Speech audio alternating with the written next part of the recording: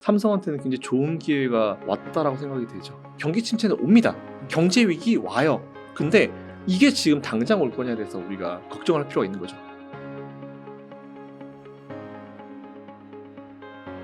그 앞서서 테슬라 이야기를 해주셨는데요. 테슬라의 혹시 밸류 측정 방식이 바뀔 수 있다라는 얘기를 해주셨잖아요. 그거는 뭔가 이렇게 전통 자동차 네. 영역에서 다른 네. 섹터의 밸류에이션을 받아야 된다 이런 내용일까요? 맞아요.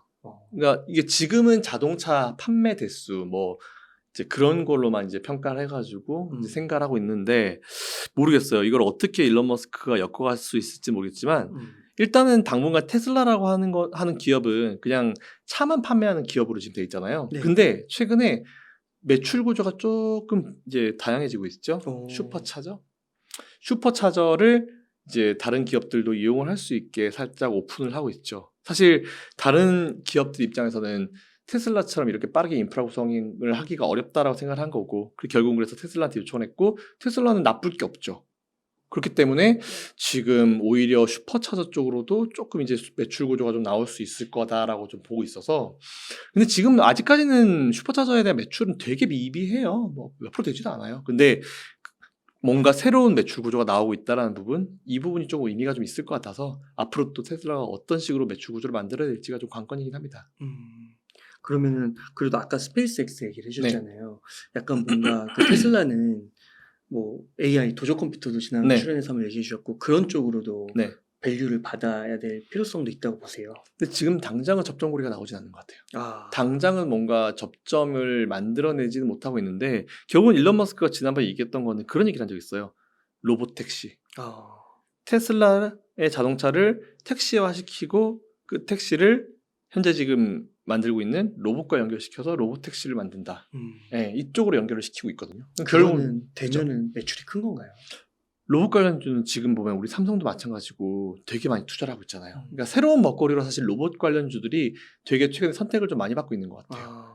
예. 그래서 저는 오히려 그쪽 라인도 새로운 매출 구조로 만들어질 수 있지 않을까 싶고, 물론 처음에 나오게 되면 가격에 대한 부분도 분명히 얘기는 많을 거예요. 그리고 안정성에 대한 얘기도 되게 많을 거고, 이게 되게 먼 미래 얘기긴 한데 밸류를 추가적으로 받을 수 있을 만한 것들을 많이 붙인 느낌은 분명히 좀 있긴 있습니다. 근데 아직 눈에 보이는 건 없어요. 그래서 지금은 아직까지는 자동차 판매 대수 정도로만 생각을 해야 될 것 같고, 슈퍼차저 매출도 얼마나 올라올지도 봐야 될 것 같고, 네, 그거에 따라 좀 많이 달라질 것 같긴 해요. 근데 먼저 로봇보다는 슈퍼차저 매출이 좀 올라오는 거를 보는 게 제일 빠르겠죠. 아무래도. 그 유튜브 보니까 캘리포니아 이런 데는 무인 택시 막 움직이더라고요. 맞아요. 하고 있어요.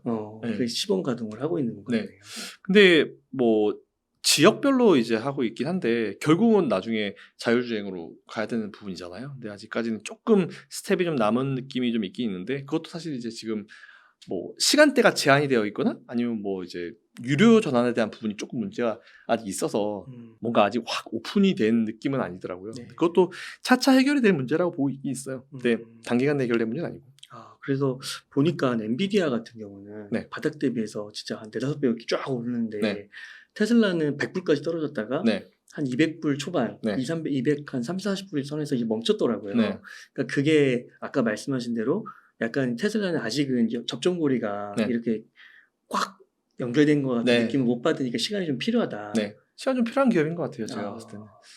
근데 그게 맞물리는 순간 이제 쫙 또 한번 나갈 수 있다고 보는 거예요. 네. 맞물릴 순간 나갈 수 있죠. 그리고 추가적으로 지금 테슬라는 어쨌든지 간에 보면은 지난번 일론 머스크가 직접 나와서 얘기했잖아요. 시장 점유율을 위해서 판매 뭐 수하는 거는 지금 가격에 대한 부분은 순 마진율 같은 거는 뭐 떨어지는 걸 우리가 감안하고 있다라고 얘기했잖아요. 그래서 지금 딱 그 과정인 것 같아요. 오히려 시장 죽이기. 그러니까 그나마 지금 테슬라를 따라가고 있는 게 이제 비아디인데, 비아디는 사실 아직까지는 중국 내 매출이 좀 크죠. 근데 이걸 해외로 만들어서 어떻게 만들어지냐에 따라 달라질 것 같은데, 일단 결국은 나중에 몇 개의 기업이 안 남을 거라 보고 있고, 결국은 뭐 품질 싸움 아니면은 우리 생활을 얼마나 더 편하게 해주는 싸움, 뭐 그쪽으로 가지 않을까 싶긴 합니다. 그러면 지금의 위치에서 주식을 이제 매수한다고 했을 때 우리나라 분들이 많이 관심 갖는 게 테슬라, 엔비디아잖아요. 맞아요. 그럼 테슬라, 엔비디아 중에 고민하시는 분들이 많을 것 같아요. 테슬라는 좀 시간이 필요하고 엔비디아는 주가가 계속 올라가고 있고 약간 조정 받았긴 했죠. 고점 대비 한 10% 받았는데 이럴 때 뭘 사야 되냐. 만약 고민을 한다면 어떤 해답을 주시겠네요. 성향 따라 다를 것 같긴 해요. 네. 근데 저는 사실 좀 길게 보는 성향이기 때문에 만일 직장이 있으신 분들, 다 있으시죠? 네, 지금 회사를 다니시는 분들, 좀 장투 성향이신 분들은 전 둘 다 사라시라고 하고 싶어요. 반반씩. 네. 반반씩. 아니면 엔비디아 비중을 조금 높게. 왜냐면은 그래도 올라가는 걸 봐야 재밌으니까. 근데 테슬라도 사실 지금 좀 매력적인 구간이긴 해요. 근데 여기서 더 먹을 수 있고 지금 당장 시장에 핫한 이슈로 올라와 있는 게 뭘까라고 봤을 때는 테슬라보다는 조금 엔비디아 쪽이 가깝긴 한데 둘 다 사실 되게 포기하기 아까운 쪽이죠. 2차 전지나 전기차, 그리고 이쪽은 또 이제 그 AI 쪽이기 때문에 둘 다 참 버리긴 아까운 쪽이어서 저는 오히려 좀 길게 보시는 분들은 둘 다 사시는 게 좋은데 이렇게 정리하면 되겠다. 기간을 놓고 길면 길수록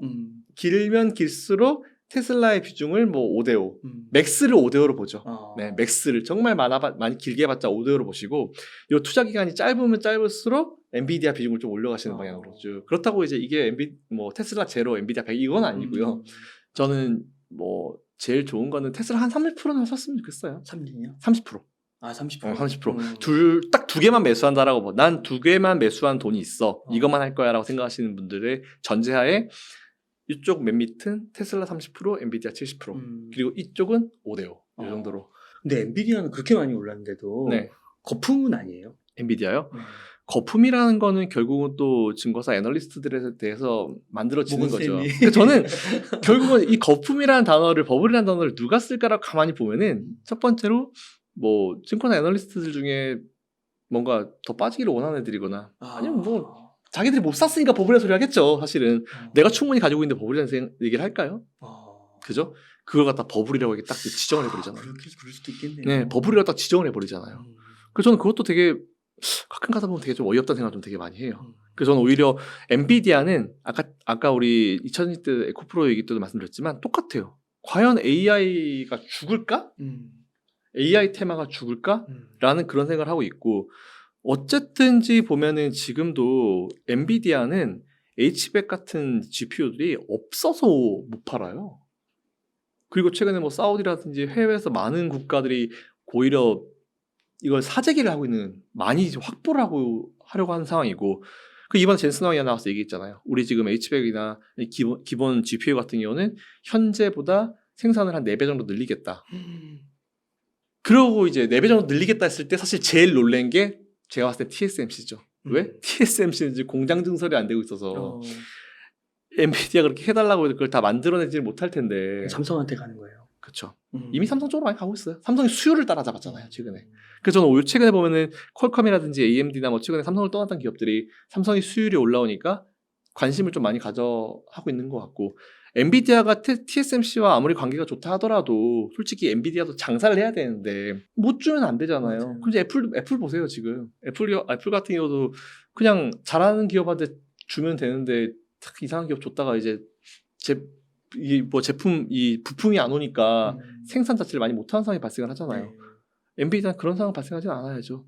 근데 TSMC 같은 경우는 이제 미국 공장에 증설하려고 하는데 그게 뭐 비용적인 부분도 많이 증가하는 부분도 있었고 노조랑 지금 싸움이 났더라고요. 미국에 있는 노조랑.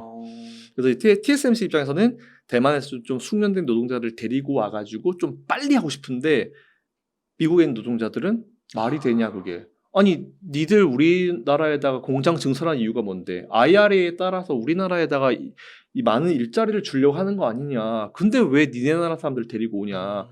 노조랑 싸움이 났어요 지금 TSMC는. 네, 안 그래도 갈 길이 바쁜데 그렇게 돼버린 거죠. 그러다 보니까 TSMC는 또 다른 데 공장 증설하려고 지금 막 대만 내에도 지금 막 얘기를 하고 있는 상황이고, 근데 이쪽에서 유유하게 그냥 잘 하고 있는 기업 있죠, 삼성. 삼성은 지금 삼성물산이 다 짓고 있잖아요. 삼성물산의 대부분의 매출이 삼성전자에서. 네. 그러니까 제가 봐서 삼성물산이 다른 데 가서 수주를 못 따는 게 아니고 지금 또 그거 가지고 걱정하시는 분도 있더라고요. 삼성물산 매출이 너무 삼성전자에 몰려있다.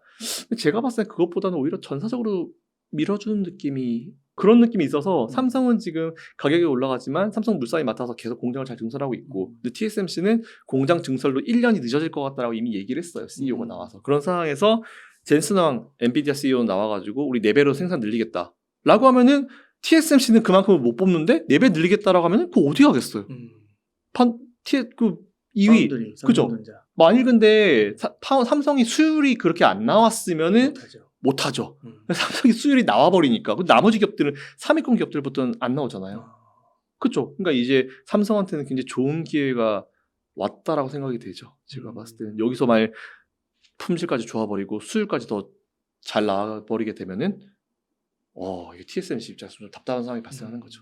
근데 이 AI 반도체의 수요가 진짜 엄청나네요. 엄청나죠. 그래서 SK하이닉스 빡 떠오르잖아요. HBM. 그럼 이게 4배가 되고 또 더 폭증할 수도 있는 거죠? 어떻게 변할지 모르는 거죠? 이거를 수요 관리를 어떻게 할지 모르겠어요. 근데 지금 4배나 증가시키겠다라고 하는 게 그만큼 수요가 엄청나네. 우리가 생각보다 엄청나네. 그러니까 4배를 무조건 뭔가 수요보다 많이 생산하지는 않을 거예요. 그 4배를 올렸는데도 그게 분명히 수요 미달일 거거든요. 왜냐하면 너무 수요보다 높은 생산을 해버리게 되면 가격이 떨어져 버리기 때문에 제가 봤을 때 그것까지는 가지 않은 것 같고 4배를 증가시켜도 이게 지금 시장의 수요를 따라가지 못하는 상황 정도라고 생각을 해요. 각 기업들이 보통 이제 생산할 때 그렇게 생산을 하니까 그렇게 되면 오히려 그죠. 우리가 생각하는 것보다 훨씬 더 높아질 수 있겠다 싶고 그리고 최근에도 엔비디아가 중국 쪽에 매출을 만들어내고 싶다라고 계속 미정부를 압박을 하고 이제 미정부에다가 이제 계속 얘기를 하고 컴플레인을 걸고 있는 이유도 분명히 있을 거라 보고 있고. 와, 그러면은 이렇게 진짜 4배까지나 이렇게 늘린다는 거는 엔비디아가 앞으로도 더 달려갈 길이 있다라는 거고. 충분히 있다라고 보고 있어요. 와, AI 진짜 혁명이네요. 네, 이게 보통 뭐 보면 어마어마한 것 같아요. 그래서 오히려 AI라는 게 나오면서 뭐 엔비디아도 살아났고 삼성전자도 살아날 것 같고 SK하이닉스도 빵 떠오르고 SK하이닉스도 HBM 투자 10년인가 했었죠. 성과 제대로 나오고 있잖아요 지금. 이번에 D램 반도체에서 점유율이 보니까 삼성 떨어지고 마이크론 떨어졌는데 그 떨어진 부분을 SK하이닉스가 다 잡아먹었더라고요. 그래서 삼성이랑 SK하이닉스를 합치니까 거의 70%대 80%대 시장 점유율이 나오더라고요. 그래서 이런 것만 보더라도 SK하이닉스는 제대로 요빠를 받겠네. 근데 또 거기서 또 삼성전자는 또 시장 점유율을 SK하이닉스한테 뺏기고 이런 얘기가 나오더라고요. 그래서 근데 그건 너무 과하게 걱정 안 해도 되는 문제일 것 같아요. 그러니까 이게 그 단순히 몇백 프로 올랐다고 해서 이게 거품이냐 아니냐 그 논쟁을 하기보다는 이게 수요가 과연 죽을 것이냐 그리고 이게 AI가 정말 끝에 성숙기에 더 다다른 것이냐 아니면 초창기의 성장기냐 그런 거를 따져보는 게 중요한 거군요. 그럼요. 제가 작년에 우리 응달차방에 나와서도 경기 침체를 얘기할 때 저는 아니라고 모르겠다라고 얘기를 했었던 게 소비에 대한 얘기를 많이 했었어요. 소비가 이렇게 살아있는데 물론 코로나가 발생을 해서 해외여행을 못 가니까 그 소비가 백화점 쪽으로 몰리고 백화점에 대한 매출이 엄청나게 많이 나왔죠. 사실은 그렇게 소비가 살아있는데 과연 경기 침체가 오는 게 맞는가? 저는 사실 IMF를 제대로 얻어맞은 세대로서 그때가 이제 기억이 나니까요. 경기 침체가 왔을 때 진짜 소비가 이렇게 나올까? 라는 생각을 많이 했고 그래서 저는 항상 주식할 때 자료들이 너무 많은 게 문제인 것 같아요. 사실은 뭐 잭슨홀 미팅 예를 들어봐도 잭슨홀 미팅 사실은 제 기억으로 85년도인가? 그때까지는 미국 내 농업에 대한 얘기밖에 안 하던 회의였어요. 근데 86년도부터 이제 경제 전반에 대한 얘기를 했고 잭슨홀 미팅이 빵 떴던 게 옛날에 그 벤 버냉키가 양적 완화 얘기를 거기서 했어요. 근데 거기서부터 빵 떴지 사실 그렇게 관심을 가졌던 회의는 아니었었거든요. 사실 그런 거랑 마찬가지로 우리가 너무 자료가 많으니까 그거 가지고 이제 투자하면서 이제 혼돈을 많이 느낀다라고 생각을 해요. 근데 전 제일 중요한 게 소비와 수요라고 생각을 합니다. 그래서 지금도 여전히 그때 당시에 경기 침체에 대한 얘기를 할 때도 이렇게 소비가 살아있는데 무슨 경기 침체가 와? 라는 얘기를 하면서 전 모르겠다라고 얘기했고 그때 죽지 않았던 소비는 지금도 이어지고 있죠. 경기 침체 아직도 안 왔죠. 그리고 지금 엔비디아도 마찬가지고 2차전지도 마찬가지고 수요가 살아있는데 이게 과연 그 업종이 죽는다? 근데 또 뉴스 보니까 요즘에 카드 연체율이 높아지고 저축액이 줄고 맞아요. 내년 초에는 경기 침체가 올 수도 있다. 지연된 거다. 이런 얘기들도 있더라고요. 그렇죠. 경기 침체는 언젠가 오죠. 지금 보면은 그 데이터상으로 봤을 때는 장단기 금리차가 역전이 됐을 때 짧게는 6개월, 길게는 1년 반 정도 만에 경기 침체가 오긴 왔어요. 경기 침체? 저는 계속 말씀드렸던 게 언젠가는 분명히 올 문제인데 작년에 경기 침체 얘기를 많이 했는데 제가 그때 말씀드렸던 거는 언젠가는 오긴 오겠지만 사실 지금 경기 침체 가지고 우리가 투자를 안 할 때는 아니다라고 말씀드렸었거든요. 근데 그때 작년 연말도 계속 말씀드렸을 때 근데 그 이후에 시장 많이 올라왔잖아요. 경기 침체는 오히려 만약 앞으로 오게 되면은 저는 그게 되게 짧게 올 거라 보고 있고요. 그리고 경기 침체를 통해서 지수의 조정은 있을 수 있어요. 한 30%, 40%대 조정. 근데 또 그 조정을 여러분들이 이용하셔가지고 매수의 기회로 삼으실 수 있다라고 보고 있습니다. 경기 침체가 좀 연기가 된 건 맞아요. 언젠가 오긴 올 거예요. 그리고 지금 너무 많은 버블이 그 시장 전반적으로 좀 버블이 많이 껴있는 업종들이 좀 있긴 있죠. 그래서 이제 그걸 한번 중간에 걷어주고 가는 게 과정은 분명히 있긴 있을 거라 보고 있습니다. 지난 오히려 코로나 때문에 이게 10년 주기설 같은 게 있잖아요. 근데 코로나 때 정말 짧게 경기 침체가 왔었어요. 근데 그때가 한번 오면서 전반적인 그런 어떤 주기설이 한번 확 틀어지는 시점이 되지 않았나라고 보고 있어서 오히려 저는 내년 중반기 이런 얘기 하더라고요. 경기 침체 올 수는 있어요. 근데 그거 가지고 우리가 투자를 거둬들이기에는 분명히 문제가 있다. 그만큼 경기 침체가 온다라고 했을 때 짧게 올 것이고, 그리고 미국의 사실 지금 경제 상황 자체가 워낙 좋고, 그리고 이제 카드 연체율이 올라가는 부분에 대해서는 우리가 옛날에 2000년도 초반쯤에 LG카드 대란이 있어가지고 카드 연체율에 대해서 되게 좀 마음을 많이 쓰고 신경 많이 쓰고 있죠. 근데 이게 지금 보면은 카드 연체율이 올라가고 20대 상대적으로 젊은 층에서 이제 돈을 빌려가지고 그걸 갖다 갚지 못하고 이자를 못 내는 층들이 많다라고 하더라고요. 그래서 그런 전반적인 소비를 한번 우리가 분석을 해볼 필요는 분명히 있을 것 같아요. 집을 사기 위해서 대출을 받았는데 혹은 이런 부분을 했는데 그게 안 됐다라고 하는 게 이걸 부동산 시장과 연결시킬지 아니면은 다른 쪽에 대해서 소비를 해서 이제 이걸 못 맞게 된 건지는 좀 관련해서 세부적으로 좀 분석을 해볼 필요는 분명히 있을 것 같아요. 소비를 하되 어느 쪽으로 소비를 해서 이런 연체율이 올라갔는지 이걸 한번 좀 분석해 볼 필요는 분명히 있는데 제가 봤을 때는 지금 코로나 끝나고 나서 지원금도 많이 떨어지고 일반 서민분들 되게 힘드시잖아요. 특히 사업하시는 분들. 그래서 생활비 쪽으로도 많이 이어지고 있는 것 같아서 그게 또 언젠가는 문제가 될 수 있을 거라 보고 있어요. 우리나라는 워낙 또 자산 대비해서 부동산 비중이 높잖아요. 그래서 부동산 관련 아니면은 또 사업과 관련해가지고 그런 자금들 그런 거에 대한 어떤 문제도 생길 수 있을 거라고는 보고 있어요. 근데 그 나중에 지금 당장 문제는 아니고 내년 내후년 문제는 아니고요.